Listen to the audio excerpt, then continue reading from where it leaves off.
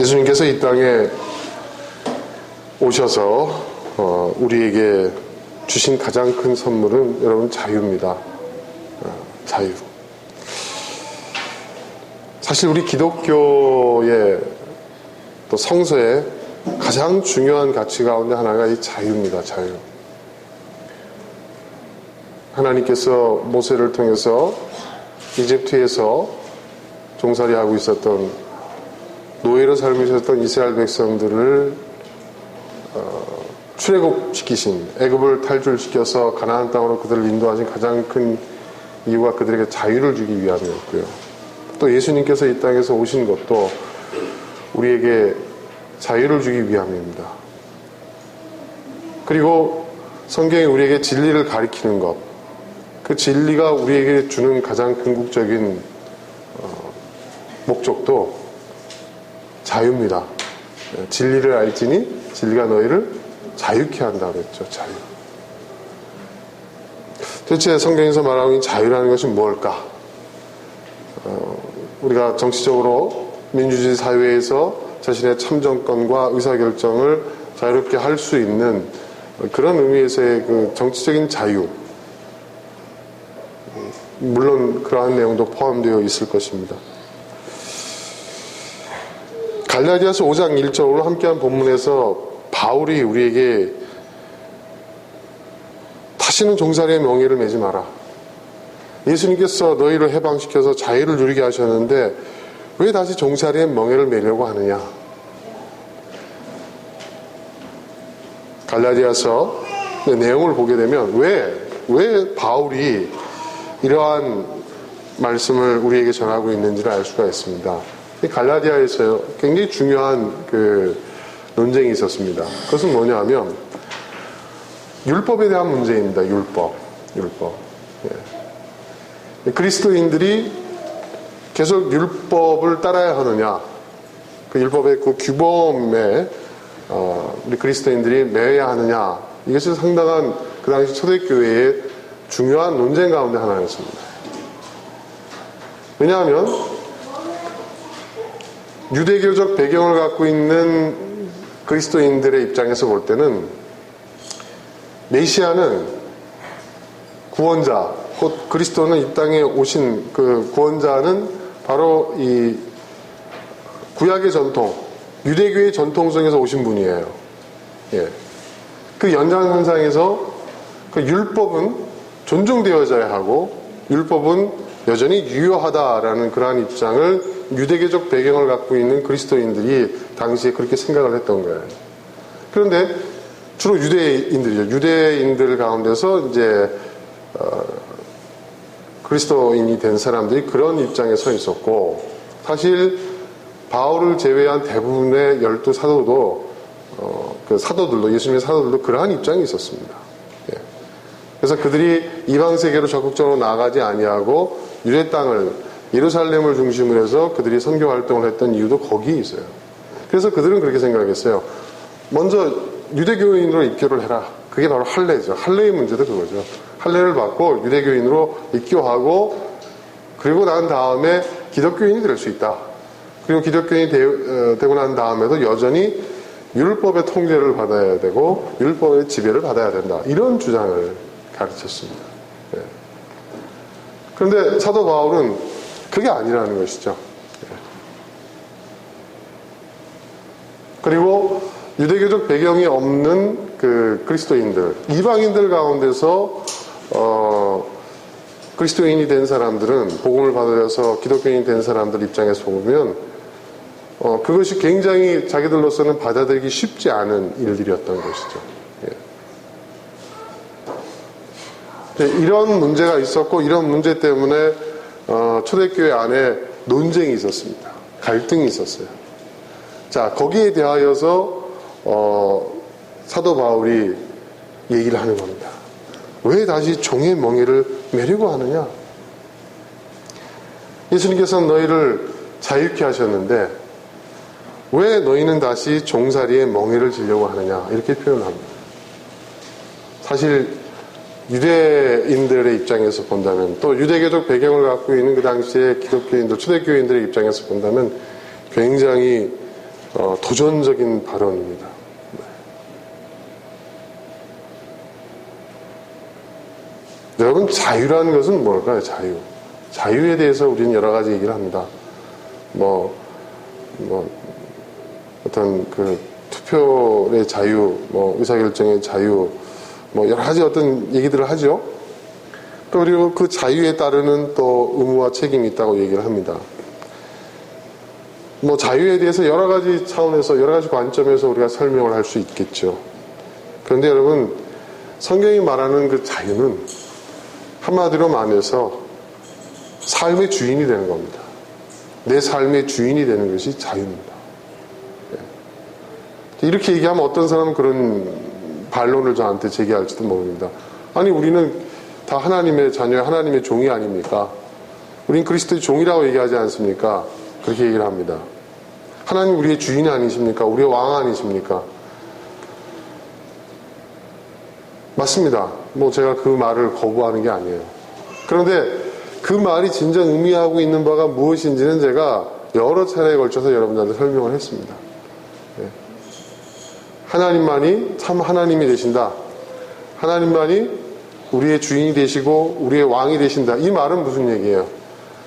하나님을 제외하고 그 누구도 우리는 누구의 종이 될 수 없다. 우리를 향하여 내가 주인이라고 얘기할 수 있는 사람은 아무도 없다는 얘기죠. 하나님은 한 분밖에 안 계시니까 하나님이 아니면 그 누구라도 절대적인 권위를 주장할 수가 없는 거예요.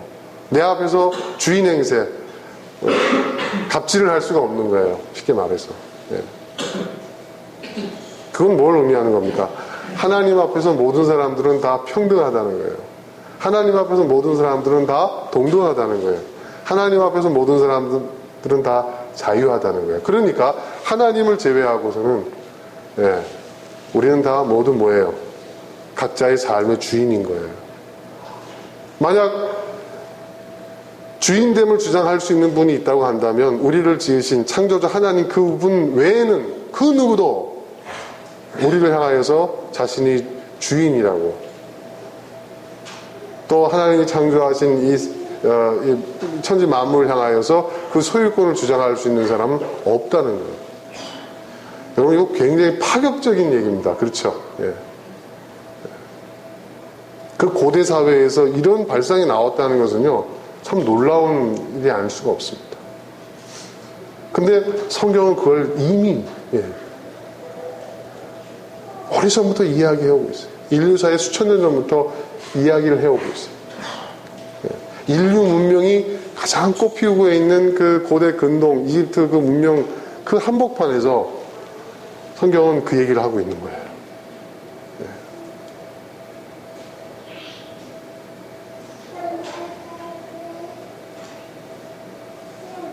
그래서 우리에게 자유를 일깨우고 너희가 자유인이라는 것은 자유의 의미와 또 그 자유의 그 가치를 우리에게 성경은 이야기를 해주고 있는 거예요. 그러면 우리 그리스도인들은요, 자유해야 할 권리와 동시에 의무가 있어요. 그것은 다른 말로 표현해서 아까 말씀드린 대로 각자의 삶에서 내가 주인이 되어야 돼요. 주인으로서 살아가야 돼요. 이런 표현에 우리 기독교인들은 익숙해 있질 않아요. 왜? 그렇게 배워온 적이 없으니까. 그냥 우린 다 하나님의 종이고, 그래서 하나님께서 세우신 권위와 질서에 순종하는 법을 배워야 된다. 우린 그렇게 얘기해요. 근데 성경은 우리가 순종해야 될 대상은 하나님 외에는 없는 거예요. 그리고 순종이라는 것도 그 말도 가만히 들여다보면 복종이라고 하지 않아요. 무조건적인 복종을 요구하는 게 아니에요. 순종이라는 게 뭐예요?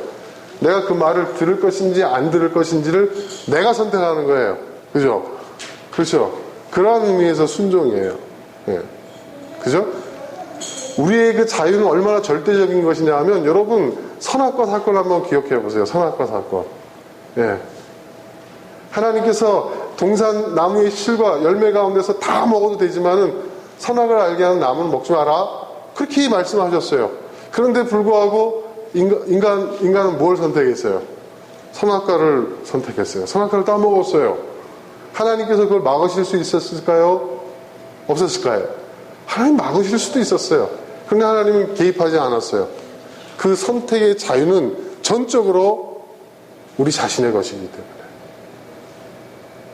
하나님께서도 우리의 자유를 침해하시지 않으셨다는 거예요. 놀랍지 않습니까, 여러분? 그만큼 자유는 너무나도 소중하고 너무나도 중요한 것이에요. 그러면 사람들은 그렇게 생각할지 모르겠어요. 아니, 그럼 우리가 살아가면서 각자가 다 주인이고 각자가 다 자기 삶의 왕이라고 하면 세상의 질서가 다 무너지는 거 아닙니까? 위아래도 없어지는 것 아닙니까? 예? 사회가 더 혼란에 빠지는 거 아닙니까? 갈등과 분열이 지금도 문제인데 그렇게 되면 더 큰 문제가 생기는 거 아닙니까? 근데 과연 그럴까요? 저는 그렇게 생각하지 않습니다. 여러분, 애한테 억지로 공부시켜 보세요. 애 공부합니까? 공부한 척은 합니다. 진짜 공부합니까? 여러분, 대한민국 남자는 다 무조건 국방의 의무를 져야 됩니다. 군대 갑니다. 예. 기왕 군대 생활하는 거 알차게 하자, 보람되게 하자, 뭐 그런 얘기를 합니다. 그런데 아주 일부 극소수를 제외하고 대부분의 대한민국 남자는요, 다시 군대로 돌아가고 싶어 하지 않습니다. 예. 가끔씩 이상한 꿈도 꿔요. 예. 군대에 다시 끌려가는. 예. 얼마 전에도 제가 그런 꿈을 꿨어요. 막 영장이 날라왔더라고요, 꿈에. 우리 아들이 이제 군대 갈 때가 돼서 그런가요? 제가 군대 갈 때 그 생각이 막 나니까 꿈에 막 꿈속에서 막 식은땀이 나는 거예요. 그래서 제가 막 전화를 해가지고 병무청에다가 이거 뭔가 착각이 있다고 그랬더니 아니래요. 예. 군대를 또 가야 된다는 거예요. 그 꿈속에서 얼마나 황당하든지. 트라우마죠, 트라우마.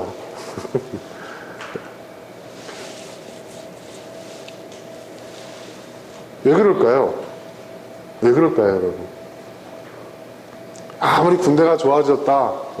요즘은 또 군대에서 보니까 월급도 꽤 많이 주더라고요. 우리 때는요, 월급 해봐야 한 달에 한 8,000원인가? 얼마였나? 그 10,000원이 넘지 않았는데 지금 보니까요, 거의 20만 원 가까이 주더라고요. 일반 그 사병들한테. 그래서 우리 아들 군대 가면 용돈 안 보내려고요. 네. 네. 그거 모아도 괜찮을 것 같아요. 그쵸? 네.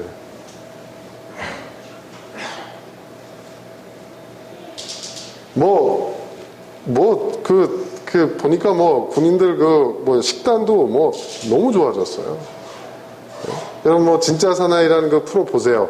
애들 그 내무반, 군인들 그 내무반 한번 보세요. 네. 제가 얼마나 깨끗하고, 얼마나 청결하고, 얼마나 잘 돼 있습니까? 우리 아들 방보다 더 깨끗하더라고요. 그리고 얼마나 여러 가지 여건, 환경, 근데도 군대 다시 갈래 하면은, 모르겠어요. 군인이 정말 체질에 맞아, 난 직업군인 하겠다는 그런 일부의 사람들을 제외하고 평범한 대한민국의 남자들 가운데 몇 명이나 군대에 다시 가려고 하겠어요. 왜 그럴까요? 거긴 자유가 없거든요. 어떤 걸 하더라도 스스로의 선택에 의해서 이루어지는 게 아니거든요. 상명하복이에요. 그렇죠? 여러분, 아무리 좋은 직장 생활이라 하더라도 왜 직장인들이 다 스트레스를 받을까요? 네? 왜 퇴근 시간만 오기를 고대하고 있을까요? 네?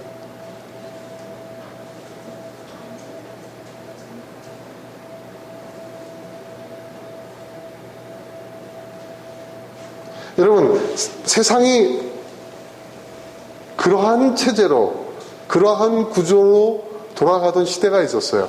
고대 사회가 그랬죠. 그죠? 신분. 여러분, 우리가 근대가 되기 전까지는요, 인류 역사를 놓고 볼 때, 인류 역사의 90%가 여러분, 그러한 신분사회, 계급사회였어요. 네. 근데 그렇게 살다 보니까 사람들이 행복하지가 않아요. 괴로워요. 뭔가 세상이 잘못된 거예요. 부당하게 느껴지는 거예요. 이건 아니라는 거죠. 그래서 시민혁명이 일어나고, 네. 근대 사회가 되면서 민주주의가 생기게 되고, 불완전한 형태지만 어떤 그 자유에 대한 이러한 열망, 예, 이런 것들이 하나씩 하나씩 현실화되고 또 보완되어 나가고 있는 것이죠. 그런데 이 자유의 가치를, 이 자유의 중요성을 우리 성경에서는 이미 수천 년 전부터 인류 문명이 태동되어는 그 역사의 그 현장 속에서, 그 한복판에서 자유의 가치를 얘기하고 있었다는 거예요. 그리고 자유를 가르치고 있었다는 거예요. 이게 놀랍지 않습니까? 그런데 그렇게 어렵게 하나님께서 우리에게 주신 그 자유를 이제 자유인이 되었는데도 불구하고 다시 종의 멍에를 매려고 한다 이거예요. 사도 바울이 볼 때. 왜 이런 어처구니 없는 짓을 하냐 이거죠. 왜 스스로 주인된 삶을 살지 못하고 왜 종이 되려고 하느냐.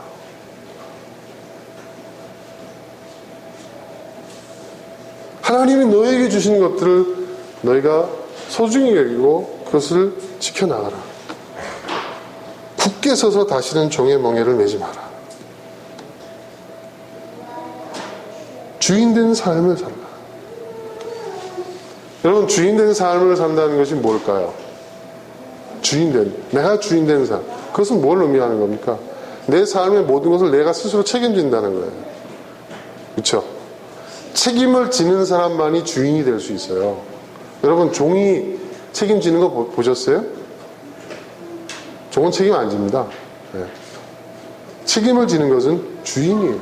그러니까 주인된 삶을 산다는 것은요, 스스로 모든 것을, 자기 자신에 대한 모든 걸 책임지는 삶을 산다는 거예요. 우리는 정말 그렇게 살고 있습니까? 우리의 생각은 주인으로서 생각하고 있고, 주인으로서 행동하고 있고, 주인으로서 말하고 있고, 주인으로서 책임을 지고 있습니까?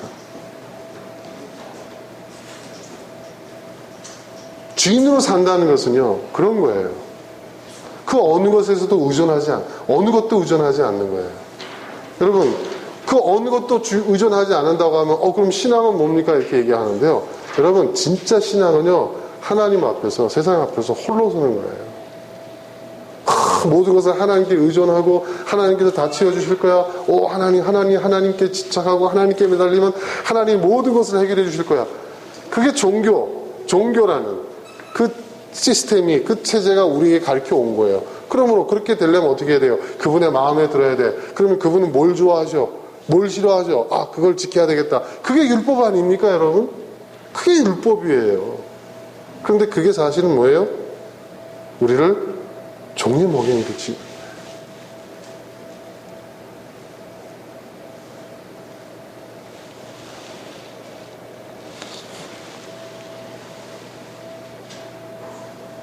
여러분, 주인으로 산다는 것은요, 좀 어려운 말로 하면 이념의 수행자가 되는 게 아니에요. 여기서 이념의 수행자라는 것은 종교적 가치, 종교적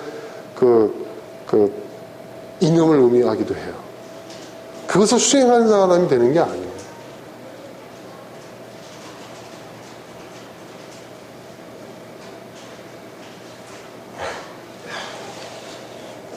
여러분, 지금 우리가 살고 있는 이 세상, 뭐가 문제라고 생각하십니까? 사람들이 스스로 자유하다고 생각하지만 진정한 자유의 가치를 모르고 있어요. 그리고 진정한 자유인으로서 살아가지 못하고 주인으로서 살아가지 못한다는 거예요. 끊임없이 무언가에 의존하고 그 무언가에 집착하고 무언가에 매달려야만 살 수 있다고 생각하는 그러한 습관이 우리에게 길들여져 있는 거죠.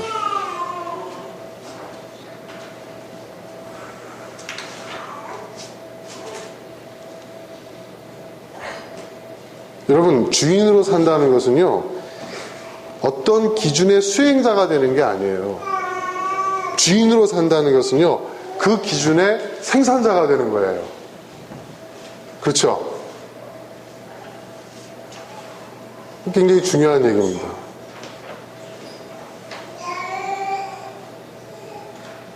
그런데 과연 나는 그 기진의 생산자로서 살아가고 있는가? 한번 생각해 볼 필요가 있어요.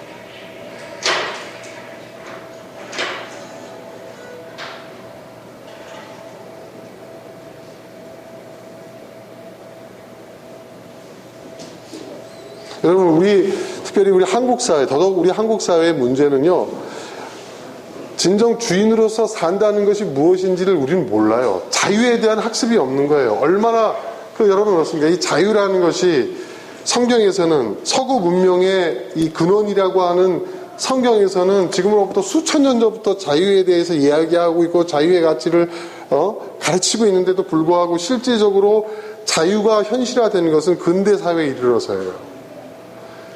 그 수천 년 동안 이 사람들은 자유가 무엇인지를 배워왔고 자유의 어떤 그 소중함 또 그리고 자유를 얻기 위한 그러한 그 기나긴 역사의 어떤 그러한 그 굴곡이 있었어요. 그리고 그 학습의 과정들이 있었어요.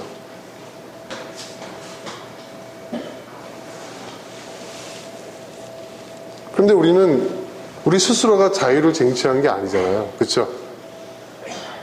우리는 계속 종살이를 살아왔어요. 그렇죠? 예, 그렇지 않습니까?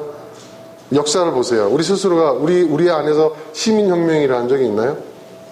예? 우리는 조선 왕조가 끝나고 일본의 그 제국주의의 그 식민 지배를 받고 그러다가 우리가 원하지 않는 이념의 전쟁, 이념의 어떤 그런 소용돌이 속에서 이 땅이 분단되고 그렇죠.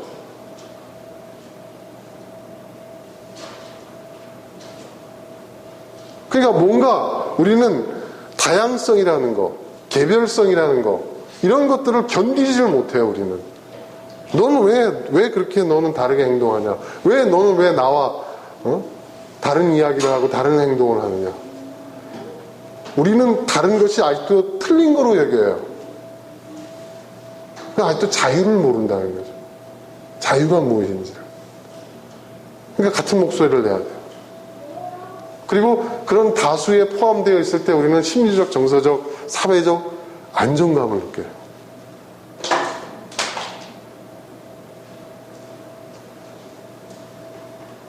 그러니까 기독교에서 이 땅에 기독교가 들어왔을 때에도 이 기독교가 그야말로 뭐예요? 구속의 종교가 되는 거예요. 구속의 종교. 여러분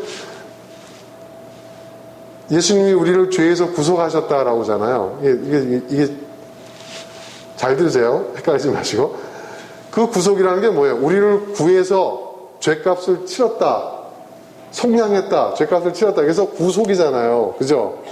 무슨 말인지 이해되시죠? 그런데 우리는요, 진짜 구속당한 거예요. 이제. 네, 구속당한 거예요. 네. 구속의 종교가 된 거예요. 그러니까 여러분, 왜 기독교가 그렇게, 세계에 유례가 없을 정도로 이 짧은 기간 동안에 대한민국 사회에서 그렇게 폭발적으로 성장할 수 있었는데, 왜 그럴 수 있냐? 우리가 근대화되고 산업화가 되면서 어떻게 됩니까? 여러분, 전통적 가치들이 막 해체가 되는 거예요. 근데 우리는 어딘가에 속해 있어야 마음이 놓이거든요. 그쵸? 예. 하다못해 우리는 고향도 따져요. 지역도. 그런 거라도 뭔가 속해 있어야 안심이 돼. 예. 그런데 어떻게 됩니까? 근대화되고 산업화되고 격동의 시대가 되면서 그런 것들이 다 해체되잖아요. 전통적 가치 다 해체가 되고 사람들로 먹고 살기 위해서 도시로 나오고 예?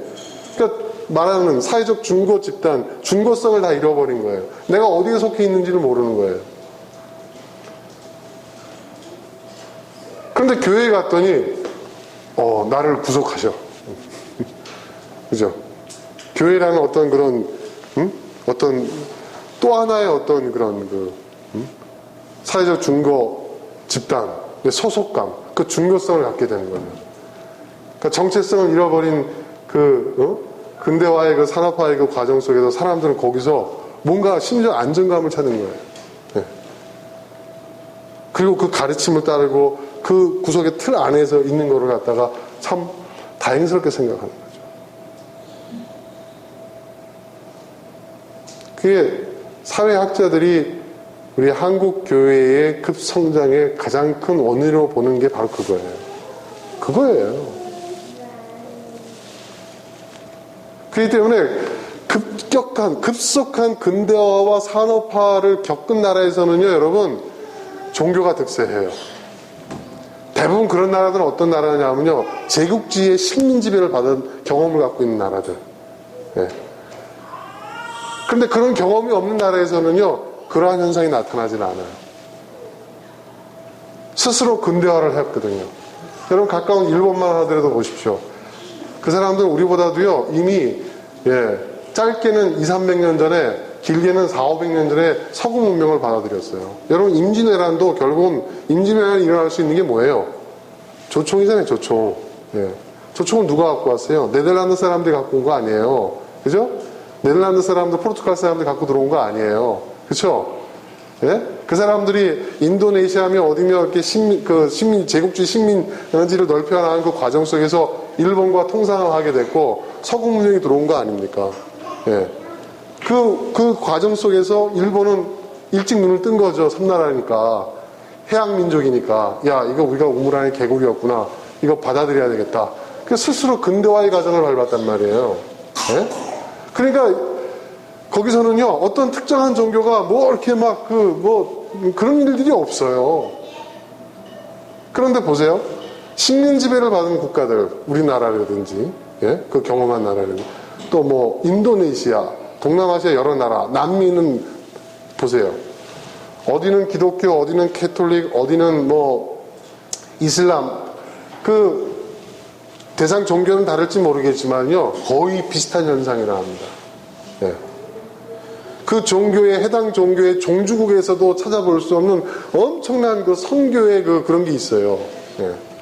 그게 사회현상이었다는 거죠. 이렇게 얘기하면 여러분, 실망되십니까? 근데 그게 사실이에요. 그게 사실이에요. 왜 우리는 기독교냐? 왜? 기독교 선교사가 우리에게 도움을 줬으니까. 우리나라 독립운동을 하고 국권회복운동을 할 때 서구의 선교사, 기독교 선교사들이 일본을 견제하기 위해서 우리를 많이 도와줬거든요. 그러니까 우리 입장에서 보면 기독교는 고마운 종교예요. 그런데 반대로 인도나 인도네시아나 동남아시아를 가보세요. 기독교는요, 악마의 종교예요, 여전히. 왜? 선교사들을 앞장 세우고 들어왔거든요. 그래서 그런 나라는 어떻게 돼요? 죄다 이슬람으로 개종해버리는 거예요. 오히려 이슬람들이 도와줬으니까. 이슬람이. 그러니까 여러분, 이러한 역사적인 어떤 그런 것들을 우리가 좀 직시할 필요가 있어요. 직시한다는 게 뭐예요? 있는 그대로 보는 거예요. 물론 그런 얘기는 할 수 있어요. 그 보이지 않는 이면에는 하나님께서 역사하신 그런 있다. 근데 그건 뭐예요, 여러분? 그거는 사실이 아니라 어떤 사실에 대한 우리의 이해와 해석과 의견이라는 것이죠. 그거는 우리가 그냥 그렇게 믿기로 한 거예요. 그렇게 우리가 이해를 한 거예요. 하지만 그것을 역사적 사실로 볼 수 있느냐? 그건 아니라는 거죠. 우리의 가장 큰 문제가 뭔지 아세요, 여러분? 얘기 나와서 또 얘기를 하나 더 한다면, 우리는요, 사실과 의견이 같은 것인 줄 알고 있어요. 그것에 대해서는 제가 나중에 한번 설교를 할게요. 이거 굉장히 중요해요. 제가 최근에 그것을 깨닫기 시작했는데요. 여러분, 사실과 의견은요, 다른 겁니다. 여러분, 사실은요, 뭐예요? 사실은 실제로 그러한 일이 있었느냐, 없었느냐, 그 사실이 존재하느냐, 존재하지 않았느냐, 이걸 따지는 거고요. 의견은 뭐예요? 그 사실에 대한 각자의 생각이에요. 이건 주관성을 전제로 하는 거예요. 그러니까 이거는요, 옳은 의견이라는 것은요, 있을 수가 없어요. 옳은 의견이라는 말 자체가 틀린 거예요. 성립이 안 되는 거예요. 다수의 의견이 있을 뿐이에요. 민주주의는 거기서 출발하는 겁니다. 굉장히 중요한 얘기인데 나중에 제가 그 얘기를 좀 하기로 하고요. 일단 오늘은 자유에 대한 이야기니까. 자, 그러면 여러분, 우리의 자유, 인간이 자유로운 존재인데 인간이 당연히 누려야 할 권리로서 이 자유는 누가 준 거예요? 하나님이 우리에게 주신 거예요. 그러니까 이 자유는 뭐예요? 신적인 존엄성을 갖는 거예요. 누구도 나의 자유를 침해할 수 없는 거예요.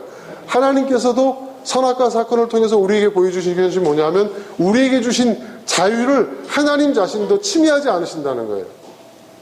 그만큼 자유는 중요한 것이고, 그리고 자유라는 것은 결국 내가 내 삶의 주인으로 살아가는 거예요. 그럼 나는 과연 내 삶의 주인으로 살아가고 있느냐? 과연 나는 내 삶의 주인으로서 살아갈 수 있는 그러한 준비를, 내 삶의 주인이 될 수 있는 그러한 준비를 해나가고 있느냐? 여러분, 우리 학생들이 정말 배워야 할 것은 딴 게 아니에요. 영어 단어 하나 외우는 거, 수학 공식이 중요하겠지만 그보다 더 중요한 것은 자신이 자신의 삶의 주인으로서 살아갈 수 있는 그러한 훈련과 준비를 해야 되는 거예요. 이게 안 되면 공부 열심히 해가지고 여러분 명문대 들어가잖아요. 명문대 들어가 봐야 결국 어떻게 됩니까? 그 똑똑한 머리로 종살이 하는 수밖에 없어요. 그렇지 않습니까, 여러분?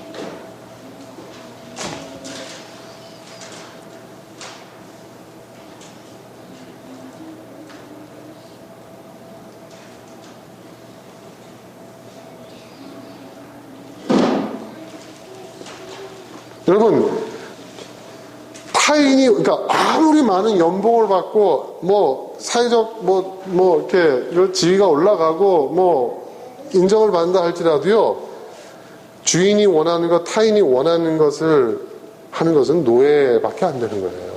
배부른 노예죠. 여러분, 기억하시죠? 출애굽한 이스라엘 백성들이 이 가나안 땅을 가는 그 과정, 그 여정, 너무 고생스러운 거예요. 예. 그전에는 주인이 시키는 대로만 하면 됐어요. 그 시키는 일만 하면 먹여줬어요. 입혀줬어요. 그렇죠? 그런데 모든 걸 스스로 해결해야 돼. 주인이 돼야 돼요. 그렇죠? 예. 그게 너무 힘들어요. 그러니까 뭐라고 얘기합니까? 그 사람들이. 다시 애국으로 돌아가고 싶다. 그런 얘기 하잖아요. 애국에서는 그래도 배가 고프진 않았다.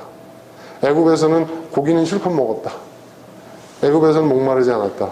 무슨 말이에요? 그들이 원하는 것은 뭐예요? 배부른 노예가 되는 거예요. 배부른 노예. 네, 배부른 노예. 근데 우리가 지금 원하는 건 뭘까요, 여러분? 뭘 원하세요? 혹시 우리가 원하는 것이 배부른 노예가 되는 걸 원하는 건 아닐까요? 여러분, 제가 자본주의를 항상 문제시하는 이유는 뭐냐? 자본주의의 본질은요, 우리에게 노예를 할 것을 요구하고 있거든요. 자본주의에 순응하는 삶이라는 것은 결국 뭐냐면 배부른 노예로 사는 거예요. 우리는 배가 부르니까 다 된 줄 알고 있지만 사실은 노예라는 거죠. 여러분, 차라리 노예가 낫지. 배고픈 것보다 낫잖아. 그렇게 생각할 수 있어요. 그렇게 말하는 심정도 이해해요. 하지만 여러분 기억하세요.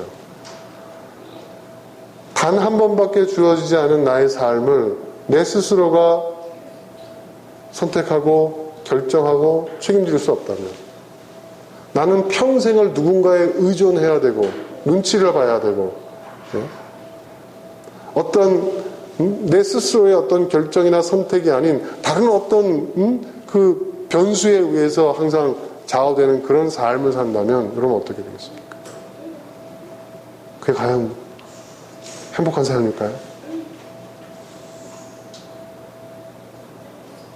최근에 보니까 가족을 막 죽이고 자기도 막 자살하려고 하는 그런 사람들이 많이 요즘 나오잖아요. 얼마 전에도 세모녀 살해 사건 또 그 사건의 주인공들을 보세요. 요즘 언론에서 계속 떠들잖아요. 그 사람들이 중산층보다 훨씬 더 나은 현실이에요. 지금 그렇죠? 예? 아직 매독식 통장에 남아있고, 또 그 사람 사회적 경력이나 또 그 전에 그 사람이 과거에 해도 화려해요. 근데 잠시 그 사람들이 지금 본인들이 생각하는 그 기준에서는 몰락했다고 생각하겠죠. 하지만 그 현실 자체도 남들이 보기에는 나보다 낫다라고 얘기할 수 있는 그런 현실이란 말이에요. 근데 그런 사람들이 인생 다 끝난 것처럼 죽음을 선택하고 가족까지도 동반 자살. 왜 그럴까요? 왜 그런 걸까요?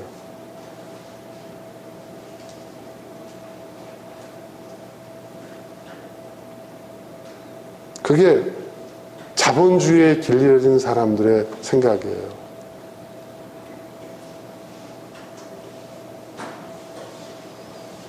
배부른 노예들의 생각이라는 거예요. 네.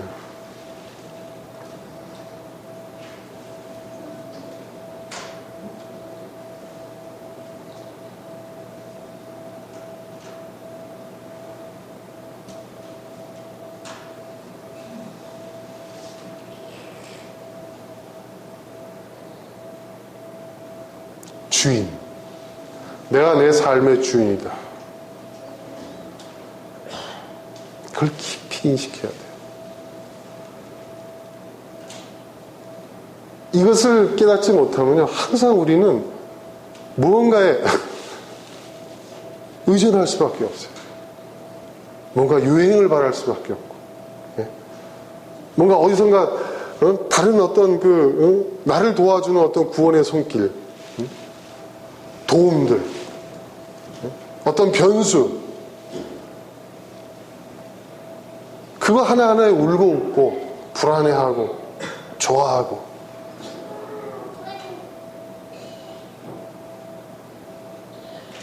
여러분, 우리가 살아가면서 정말 많은 문제들이 있잖아요. 얼마나 크고 작은 문제가 있어요. 일상생활 속에서 작은 문제에서부터 여러분, 우리가 살아가는 데서 생애 어떤 그런 큰 위기로 다가오는 그런 문제의 일까지 정말 많은 문제들이 있어요.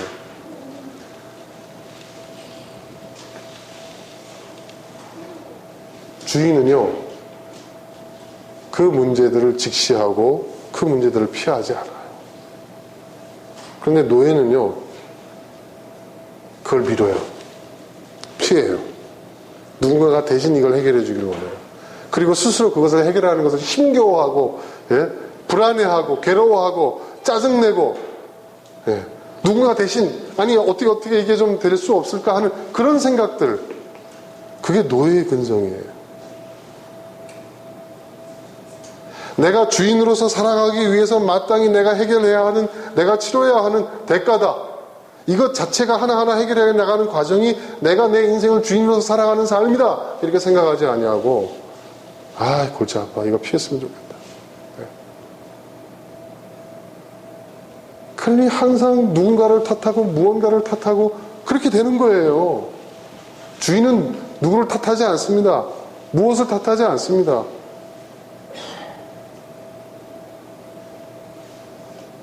나에게 문제가 있다는 것은 우리에게 뭘 일깨워줘? 문제가 나에게 자꾸 생긴다. 살아가면서 그러한 역경들이, 그러한 사건, 사고들이, 그러한 문제들이 계속 나에게 온다. 왜 나한테 이게 올까? 누가 문제를 해결해야 합니까? 누가 문제를 해결해야 됩니까? 누가 결제해야 되죠, 여러분? 주인이. 그건 뭐예요? 네 삶의 주인은 너라는 거예요.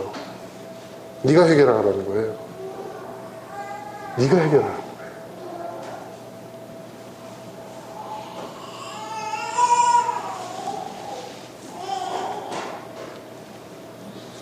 우리는 돈이 그 문제를 다 해결해 줄 거라고 생각합니다. 권력이 그걸 다 해결해 줄 거라고 생각합니다. 좋은 직장이, 또는 좋은 배우자가, 또는 우리가 운 좋아서 좋은 부모를 만나는 걸 다 해결해 줄 거라고 생각합니다. 그럴까요, 여러분? 그게 바로 노예의 사고방식이에요. 내가 주인으로서 내가 책임지고 내가 해결해야 될 문제를 나 아닌 다른 것, 그 누구, 그 무엇을 통해서 해결하기를 바라는 것, 그렇게 행동하는 것. 그게 바로 노예 근성이죠.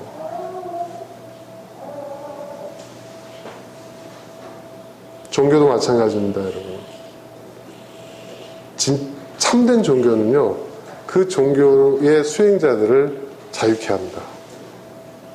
자유케 합니다. 자유인. 각자의 삶을 주인으로서 살아가게 만듭니다. 이것이 좋은 종교예요. 어떤 이데올로기, 이념, 가치도 마찬가지입니다. 그 가치를 추구하고 그 이념을 따르는 자를 자유케 합니다. 진리는 너희를 자유케 하리라는 말씀이 바로 그겁니다. 그게 정말 진리이냐 아니냐를 알게 된다. 우리가 분별할 수 있는 가장 큰 기준은 뭐냐면 그 안에 자유가 있냐는 거예요.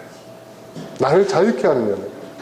나를 속박하고 나를 또 노예 삼으려 하고 나에게 강요하고 나를 지배하고 나를 통제하려고 한다면 그것은 진정한 의미의 진리가 아니라는 거예요. 진리는 우리를 자유케 한다는 것이죠. 예수님 우리를 자유케 하시죠.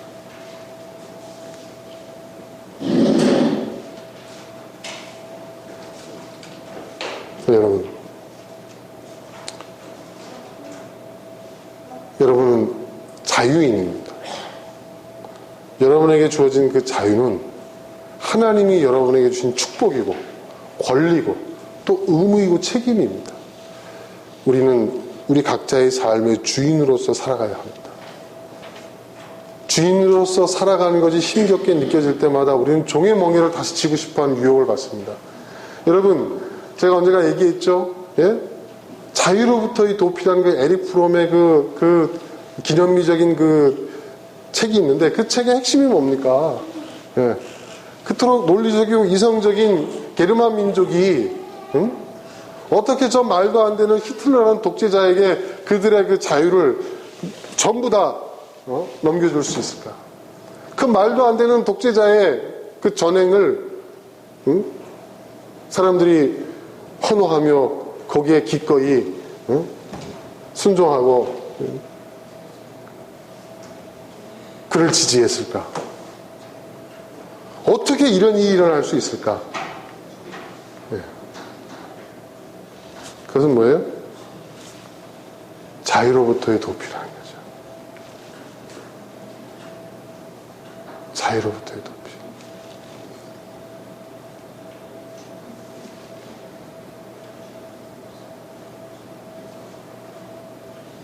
여러분은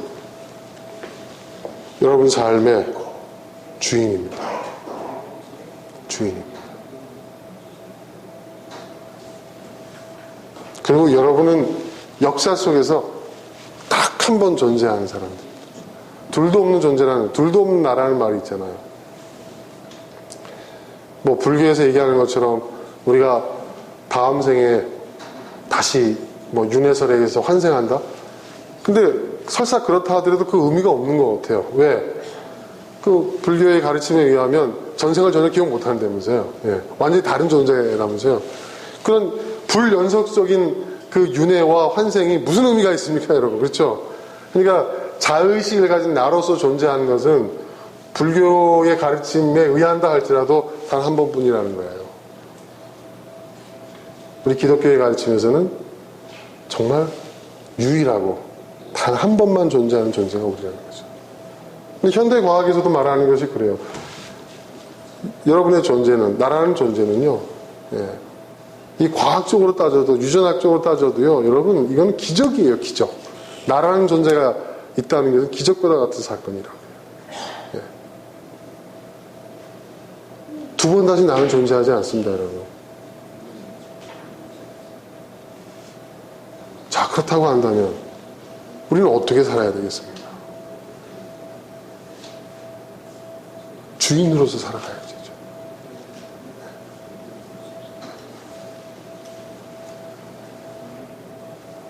여러분, 우리가 왜 경제적으로, 예, 우리가 자꾸 이렇게 경제적인 어떤 문제에 관심을 갖는, 저도 경제적인 문제에 관심을 많이 갖습니다. 제가 경제적인 문제에 관심을 갖는 이유는 제가 큰 부자가 돼서, 예? 떵떵거리면서 살고 싶어서가 아닙니다. 주인으로서 살려니까요, 경제적 문제를 해결해야 되더라고요. 주인으로 살기 위해서는요, 경제적인 문제를 해결해야 돼요. 스스로 경제적인 문제를 해결하지 못하면 그 사람은 절대 주인으로 살 수 없어요. 그렇죠, 여러분? 그러니까 경제적인 독립을 하지 않는 사람은요, 주인으로 살 수 없는 거예요. 그러니까 우리 자식들, 우리 자녀들, 니들이 아무리 큰 소리 쳐봐야 경제로 독립할 때까지는 너희들은 부모님의 종이야. 응? 그걸 알아. 응? 부모님 말씀 잘 들으라고. 정말 난 독립하겠다. 나는 뭐 돼. 그러면 지금부터 돈을 벌던가. 아들 알아들었나?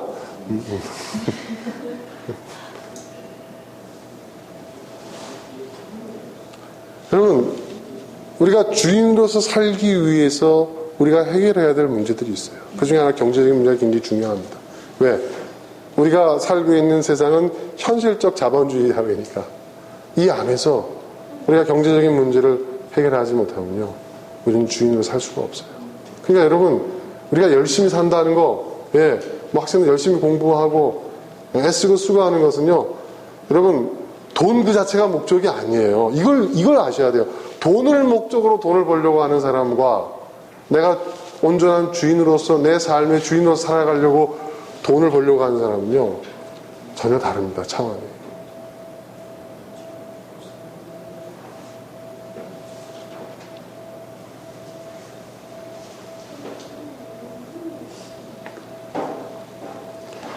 어떤 사람들은 그래요. 각자가 주인이 되고, 그럼 다 주인이고, 다 뭐 왕이고, 뭐 이렇게 되면 이 사회가 엉망되지 않겠습니까? 지금도 이 모양 이 꼴인데, 예? 우리 한국 사람들은 안 돼. 우리 한국 사람은 독재자가 나와야 돼. 뭐 이런 소리를 하잖아요. 그죠? 근데 제가 아까 얘기했죠. 과연 그런 사회가. 여러분, 우리 역사 속에서 조선 왕조만큼 이 사회 구조가 체계화되어 있던 나라가 없었습니다. 이 조선이라는 나라가 여러분 그냥 생긴 나라가 아니에요. 여러분 정도전 보셨어요? 드라마? 예? 여러분 그 정도전이 경국대전이라는 것이었잖아요.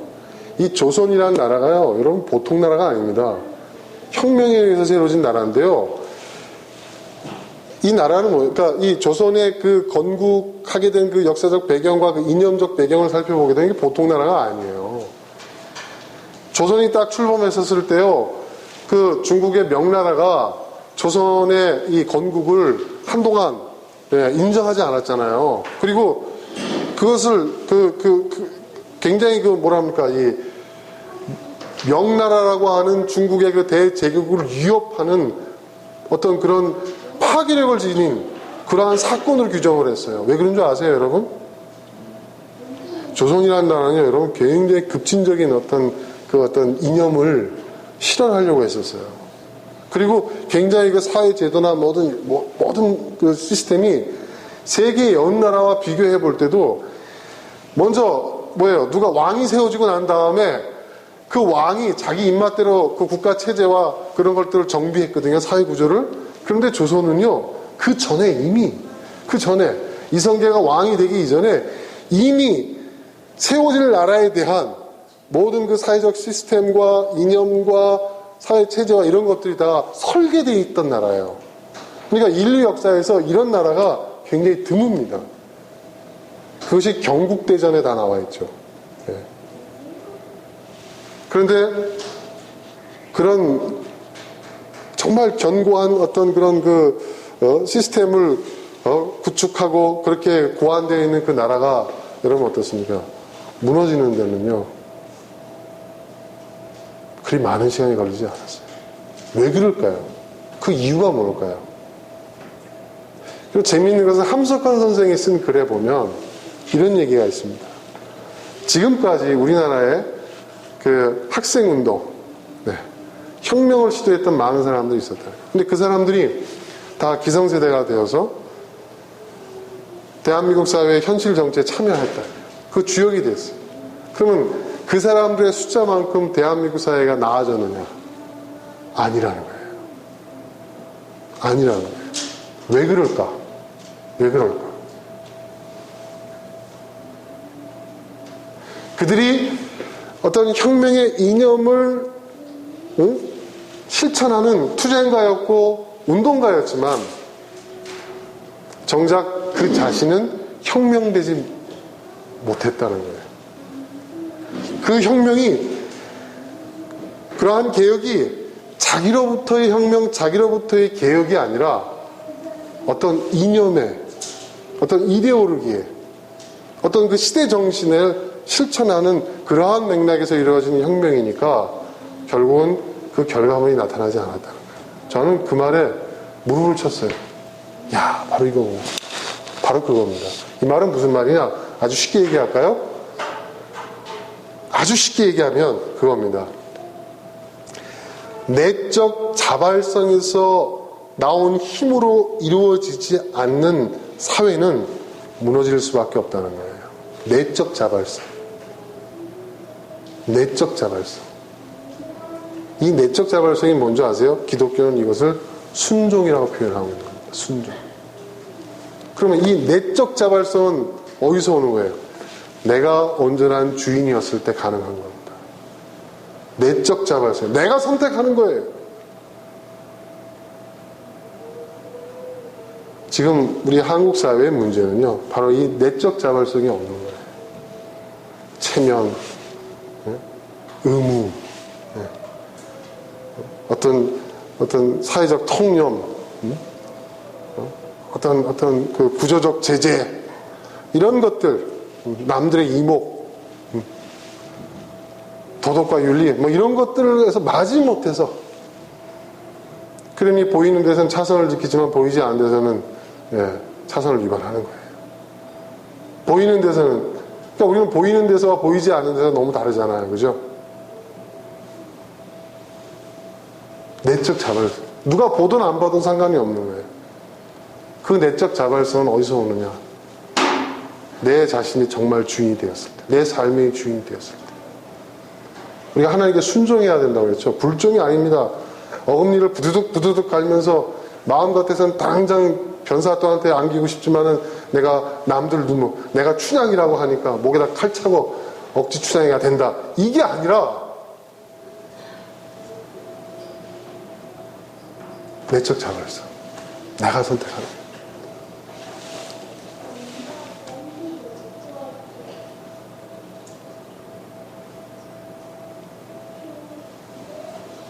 그 내적 자발성은 바로 내가 내 삶의 주인. 여러분, 춘향전 얘기를 했으니까 말인데, 여러분, 이 춘향전의 원작자가 누군지 아시죠? 춘향전이 말하고자 했던 게 뭔지 아세요? 네? 그 당시에 여러분, 이 천민계층, 기생은 천민계층이죠. 주인이 아니에요. 네.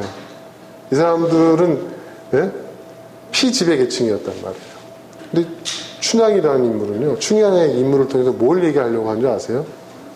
그들도 그들의 삶에 선택권이 있다. 주인이다라는 얘기예요. 그래서 춘향이는 그걸 선택한 거예요.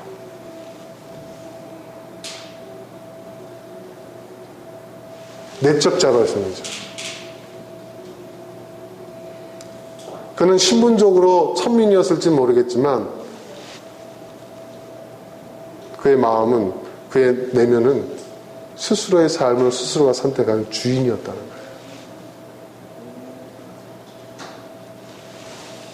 그러니까 마지막에 이몽룡이가 테스트 하잖아요. 그죠? 시험 떨어져가지고 이제 거지가 돼가지고 찾아가는 것처럼 이렇게 했는데, 그때, 춘향이가 한 대사, 한번 나중에 여러분 한번 춘향을 다시 읽어보세요. 춘향이가 한 대사가 기가 막힌 대사가 나옵니다. 그래도 나는 서방님을 선택하겠다. 그런 내용들이 나와요. 그게 그냥 나오는 그냥 청춘 남녀의 로맨스가 아니에요, 그거는. 내가 내 삶의 주인으로서 내 운명을 내가 선택하겠다. 야, 그게 여러분 그 이조시대 때 그 신분사회에서 그런 얘기가 나왔다는 거 대단한 일이거든요. 자, 우리는 어떻습니까, 우리에게 주어진 자유는 우리가 쟁취한 게 아니에요. 정말 은혜로 주어진 거예요. 그렇지 않습니까? 예? 예? 은혜로 주어진 거예요. 이 대한민국이라는 이 사회의 그 역사적 배경 속에서, 그리고 또 정말 우리가 믿는 그 성경의 어떤 이런 그 하나님의 어떤 은혜로 인해서 정말 은혜로 우리에게 지금 자유가 주어진 거예요. 이 자유의 이 소중함, 자유의 이 엄청난 가치, 여러분 깊이 새겨봐야 됩니다. 그리고 우리는 빨리 우리 스스로가 우리 삶의 주인으로 굳게 서야 됩니다. 그리고 계속해서 우리에게 종의 멍에를 찌우려고 하는 그 모든 그 부당한 또 그 불의한 것들에 저항해야 됩니다. 그리고 우리는 우리 스스로가 우리 삶의 주인으로 우뚝 서야 됩니다. 그렇게 될 때 그게 진정한 의미에서의 하나님의 자녀. 하나님, 그래서 우린 그렇게 표현하잖아요. 여러분 놀라운 표현입니다.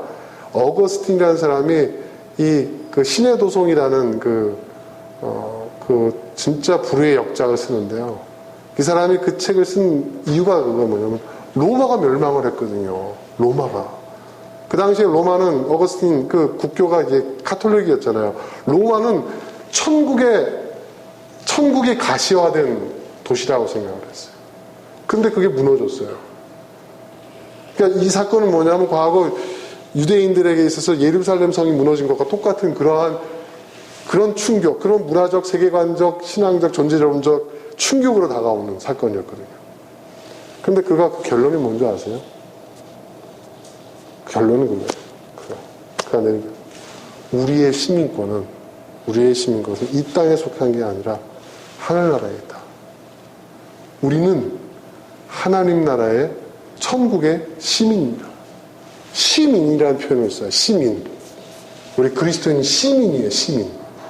여러분, 시민이라는 표현이 역사에 등장하는 것이 17세기, 18세기 계몽주의 영향으로 해서 시민혁명이 일어날 때 시민이라는 단어가 나오는데 어거스틴은요, 그보다도 500년, 600년 전에 이미 시민이라는 표현을 써요. 성경에서 얘기하고 있는 천국 백성이라는 표현들 있잖아요, 여러분. 보세요, 여러분. 그게 단순한 피플이 아닙니다. 시티즌입니다. 자유인입니다. 우리가 온전한 자유인이 되어졌을 때 우리는 하나님 나라의 백성, 천국의 시민이 된다는 거예요.